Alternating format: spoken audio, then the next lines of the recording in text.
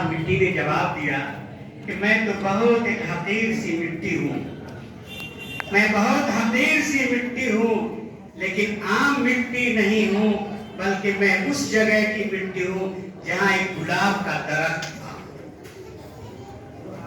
بگفتہ من گلے ناچیز بودم ولا کی مدت با گل نشستم، کہ میں ایک حقیر سی معمولی قسم کی مٹی ہوں، لیکن میں وہاں کی مٹی ہوں کہ میرے پاس ایک درخت تھا، گلاب کا پھول تھا، اس کے نیچے کی میں مٹی ہوں۔ جمال ہم نشی درمن اثر کر مگر نہ من ہما خاکم کے اثر۔ یہ صحبت کا اثر ہے، یہ قربت کا اثر ہے، یہ نسبت کی اثر ہے کہ اس پھول کی خوشبو میرے اندر سرایت کر گئی ہے، ورنہ حقیقت یہ ہے کہ میں ایک ناچیز سی اور حقیر سی مٹی ہوں۔ ایک حقیر سی مٹی ہوں میرے بھائی۔ جب ایک گلاب کے تاثیر اس مٹی میں آ سکتی ہے تو گلاب کے پیدا کرنے والے اور خالق کائنات اور خالق ارض و سما کی کتاب مشروب کتاب عظیم قرآن مقدس، جو آدمی اس کو اپنے سینے سے لگائے گا، جو اس کو اپنے سینے میں جگہ دے گا، جو اس کو بوسہ دے گا،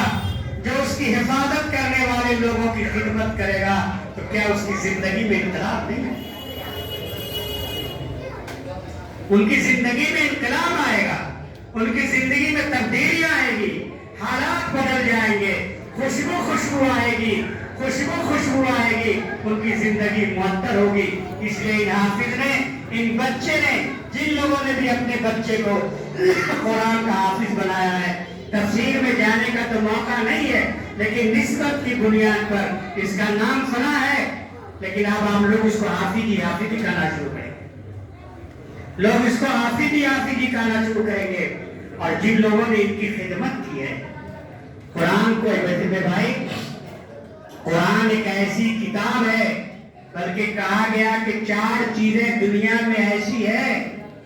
کہ جس کو دیکھنا بھی ثواب ہے، جس کو دیکھنا بھی ثواب ہے۔ کیا ہے وہ؟ ایک ہے خانہ کعبہ، اس کو دیکھنا، بیٹھے رہیے آپ، اس کو دیکھنا ثواب ہے۔ دوسری چیز آب زمزم کا ہے حصہ، اس کو دیکھتے رہیے تو وہ بھی ثواب ہے۔ اور تیسری چیز یہ قرآن مقدس ہے، مت پڑھیے، پڑھنا نہیں آتا ہے، لیکن دیکھتے رہیے کہ اللہ کی کتاب ہے، یہ برحق کتاب ہے، یہ صحیح کتاب ہے، تو اس کے دیکھنے والوں کو بھی ثواب ملتا ہے۔ اور چوتھا درجہ، اب بچوں کو، نوجوانوں کو، اگر اپنے ماں باپ کو کوئی محبت و عقیدت کی نظر سے دیکھتا ہے تو والدین کو دیکھنا بھی ثواب کا کام ہے۔ لیکن اب والدین کو دیکھے گا کون؟ اس کو تو ہوم سینٹر میں جا کے آپ ڈال کے چلے ترستے رہتے ہیں۔ تو ظاہر بات ہے جب قرآن کو دیکھنا ثواب ہو گیا تو جس سینے میں قرآن ہے، جب سینے میں قرآن ہے، آپ موبائل میں دیکھتے ہیں تو اس کی اسکرین پر کیا کیا چیزیں نظر آتی ہے کہ نہیں آتی ہے؟ اندر چھپا ہوا ہے، بہت ساری چیزیں چھپی ہوئی ہیں اللہ کے رسول، اللہ کے ولی، لیکن جب بٹن دباتے ہیں ساری چیزیں نظر آنے لگتی ہے کہ نہیں آتی ہے۔ اسی طرح اس حافظ قرآن کے سینے میں جو یہ 30 پارہ ہے، جس میں گننے والوں نے گن دیا کتنی آیتیں ہیں، کتنا حرف ہے، کتنا نقطہ ہے، کتنا جزم ہے، کتنا زیر ہے، کتنا کیا ساری چیزوں کو گن کر ویٹ لگا ہوگا کہ نہیں لگا ہوگا۔ اس سے محبت، اس کو محبت کہتے ہیں۔ 2 صفحہ ہم پڑھنے لگتے ہیں تو گھبرا جاتے ہیں، لیکن 6663 یا کتنی آیتیں ہیں، ساری آیتوں کو گنا لوگوں نے، 6000 ہے، 16,000 ہے، 6,000 ہے، کتنا پیش، کتنا زبر، کتنا زیر۔ تو بھائی یہ ساری چیزیں ہیں، تو آپ ان کی طرف محبت کی نگاہ ڈالیے، اور اللہ کے یہاں آپ کے لیے یقیناً یہ درجات کی بلندی کا اور مغفرت کے ذریعہ اور جنت میں جانے کا ذریعہ آپ کو انشاءاللہ یہ بنیں گے۔ اور ایک واقعہ ایک بزرگوں لکھا ہے، وہ سنا کے بعد ختم کر دوں، چھوٹا سا لکھا بزرگوں نے۔ کہ ایک حافظ قرآن کے باپ کا حافظ جب قیامت کا دن آئے گا حساب کتاب ہوگا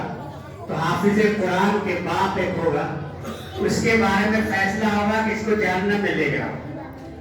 فرشتے اس کو جہنم کی طرف لے کے چلیں گے اس کے بچے حافظ قرآن ہوں گے وہ کھیل رہے ہوں گے کود رہے ہوں گے بچے تو بچے یہاں دیکھ رہے ہیں نا موبائل پہ آ رہا ہے 6 سال 7 سال 8 سال 9 سال کا بچہ حافظ قرآن بن رہا ہے کہ نہیں بن رہا تو دور سے اس کی نظر پڑے گی اپنی جماعت میں دیکھے گا کہہ رہے یہ راستہ تو فلاں جگہ جاتا ہے فرشتے والے ابو کو کہاں لے کے جائے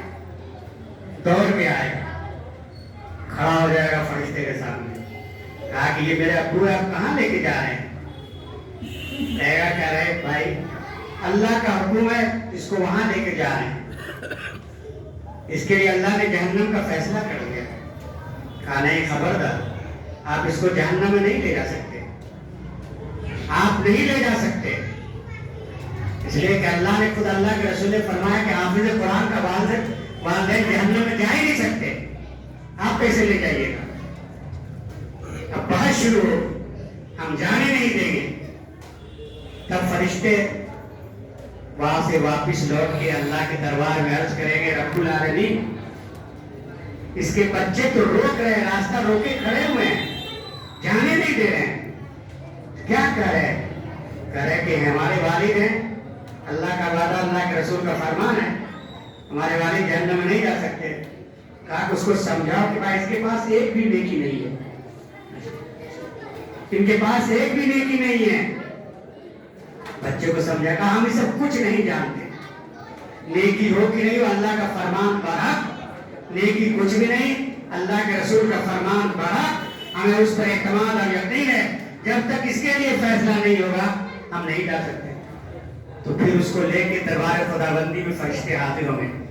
اللہ سوال کرے گا کس انداز میں ہو وہی جواب دے گا پھر کہا جائے گا کہ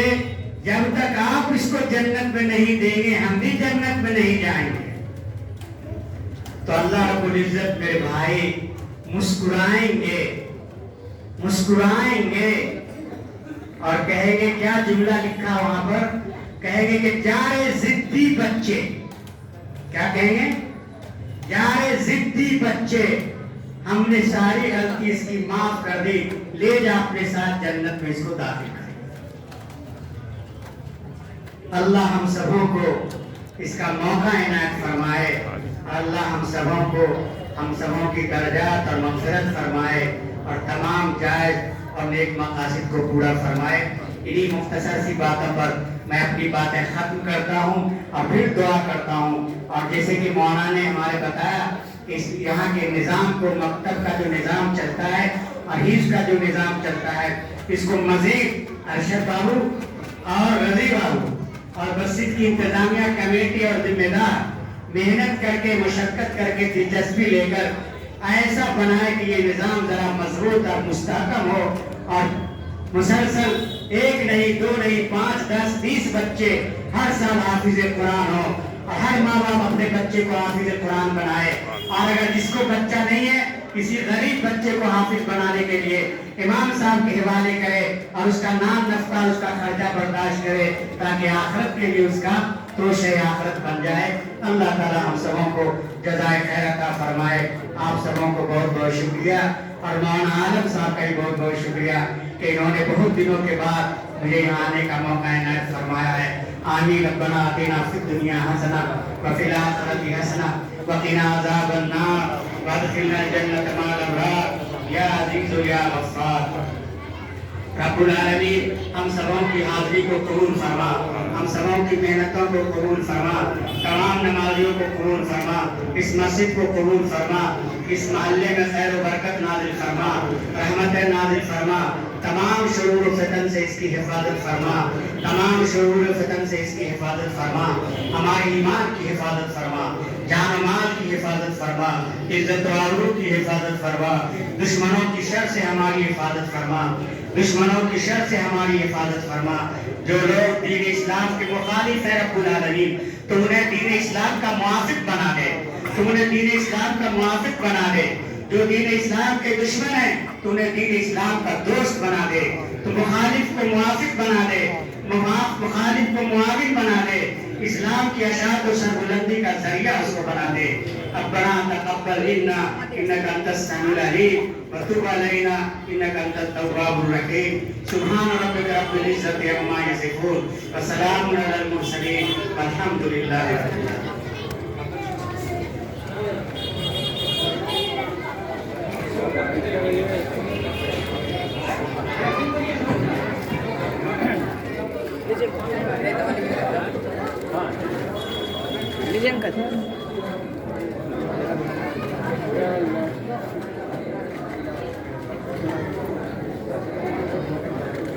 क्या